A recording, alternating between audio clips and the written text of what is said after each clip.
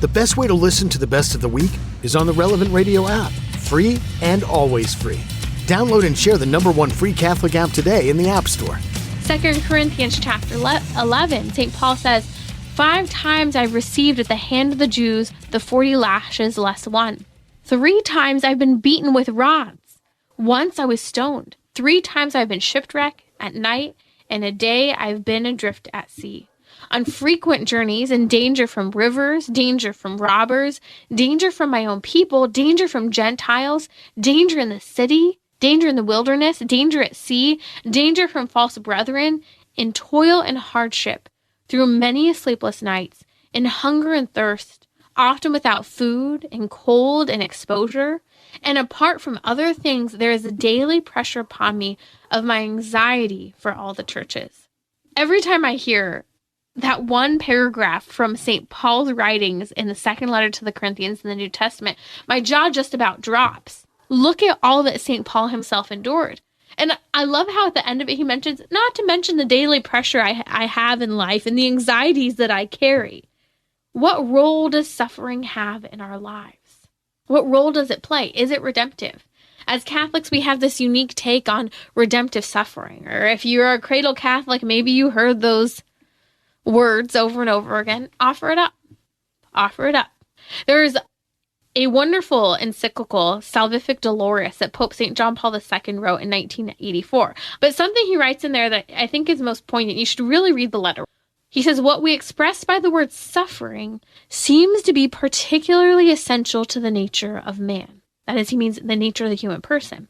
He goes on to say, it manifests in its own way that depth which is proper to man, and in its own way surpasses it. In other words, suffering is at the depth of the human person. It's essential to the human person, and it helps us to go not just to the depth of who we are as human beings, but to surpass what we are.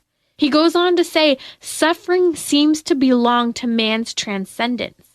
It is one of those points in which a man is in a certain sense destined to go beyond himself and is called to this in a mysterious way.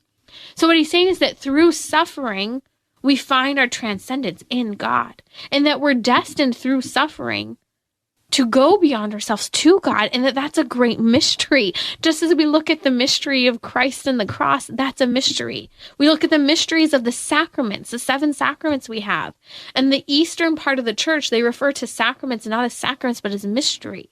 We've heard the idea over and over again, and I hope you have, that God only allows us to suffer what we are able to endure. It's encouraging when things are difficult, that God is only allowing me to suffer what we can endure. But here's a challenge when it comes to suffering. We have some choices because of our free will. We can choose not to endure it and take horrific ways out. We can choose to become victims, or we can choose to do many things in our avoidance of suffering. We can run. Many things. You name it. But then we can also try to endure it. Now, we could start to try to endure suffering and give up. We could even survive suffering without Christ, but then become a victim holding a chip on our shoulder for all those terrible things we've endured. Or we can rely on Christ and be transformed by that suffering. Let it be the moment that proves the human person, that enters into the transcendence of the human being, is that, as Pope St. John Paul II said, see that we're destined through that suffering to go to God in a very mysterious way.